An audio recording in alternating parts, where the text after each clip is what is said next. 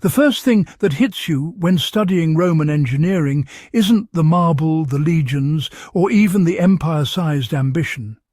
It's the confidence, the quiet flex of a civilization that didn't just endure the cold, they bent it into submission. And here, in 2025, when winter storms punch harder each year and energy grids strain like overworked gladiators, one Roman heat trick still stands undefeated. It's older than the first bricks of London, clever enough to outsmart nature, and powerful enough that modern engineers are still borrowing from it today. If you're a history fanatic, or the type who thinks survival skills are just common sense, you're going to want to hear this. Let's go straight into the heart of it. The Romans built a heating system known as the hypocaust. That name alone carries weight.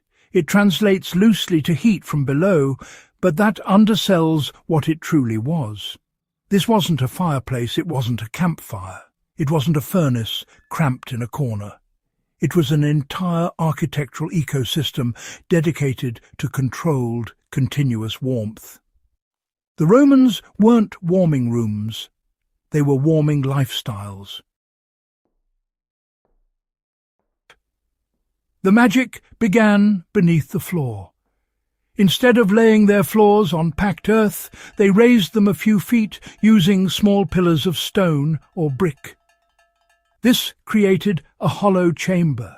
A furnace, placed just outside the building, would pump hot air and smoke into that underfloor space. The floor itself, usually a thick slab of concrete topped with polished tiles, absorbed the heat and radiated it upward. Add in terracotta flue pipes hidden in the walls, and you get a full-body heating system that makes even modern radiant floors feel like newcomers. Why does this matter now? Because this isn't just a neat ancient trick. It's a masterclass in energy efficiency. The Romans, without electricity, without gas lines, without digital thermostats, created a heating method so effective that it still runs circles around many modern systems.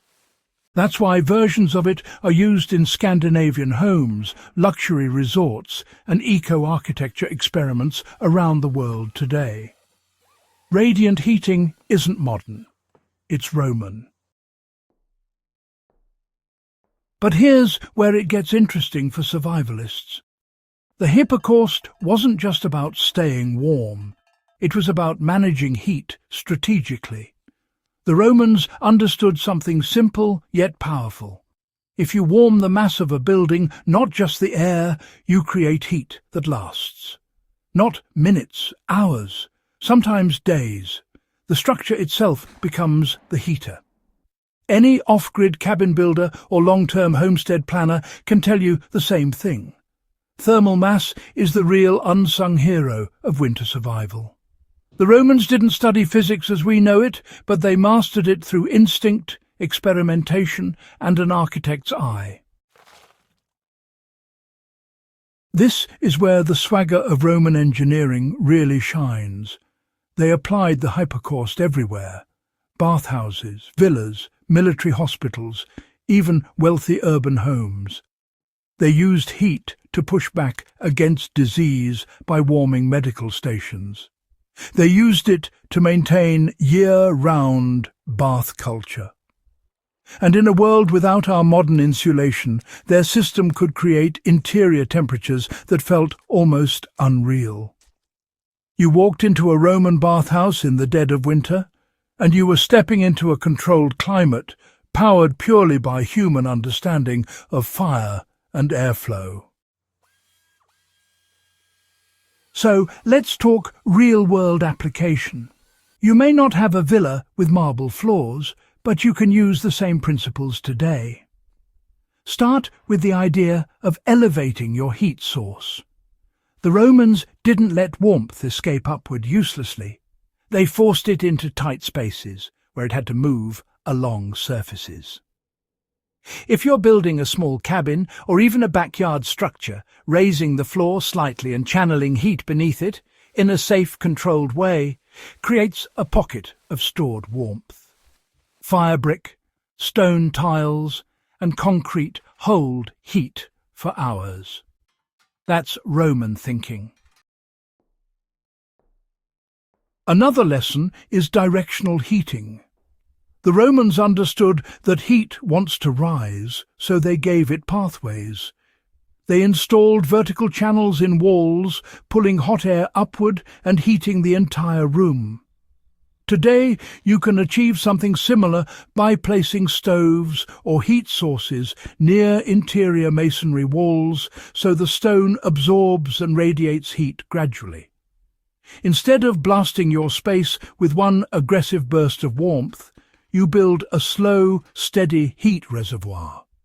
Survivalists call this banking heat. The Romans just did it with style.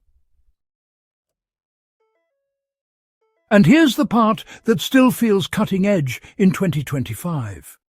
The hypocaust produced radiant heat, not forced air. Radiant heat warms your body directly. It doesn't need a draft. It doesn't circulate dust. It doesn't waste energy fighting cold air. This is why radiant systems today are some of the most efficient heating methods on Earth, often used in regions where winter can tear the breath out of your lungs. Now, let's pull back for a second. HistoryHQ isn't about romanticizing the past. It's about learning from it. The hypocaust isn't just a cool artifact.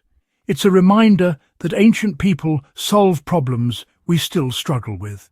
Energy scarcity, harsh winters, rising costs, infrastructure unpredictability.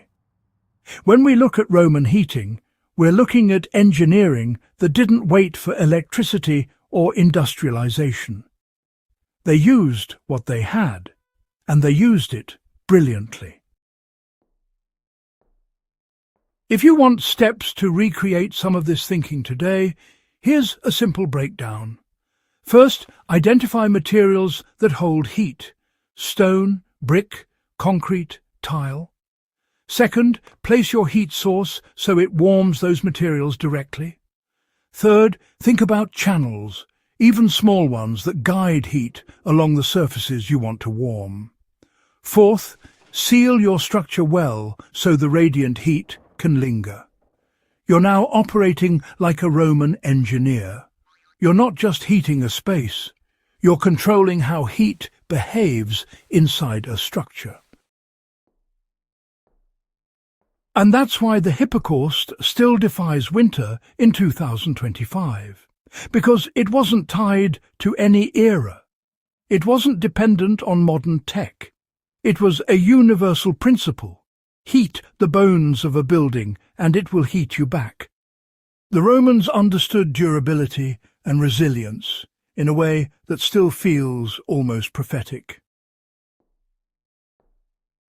If you enjoyed this deep dive and want more history with real-world power, hit that subscribe button, share this video with your fellow history lovers, and help HistoryHQ keep the past alive, with fire in its veins.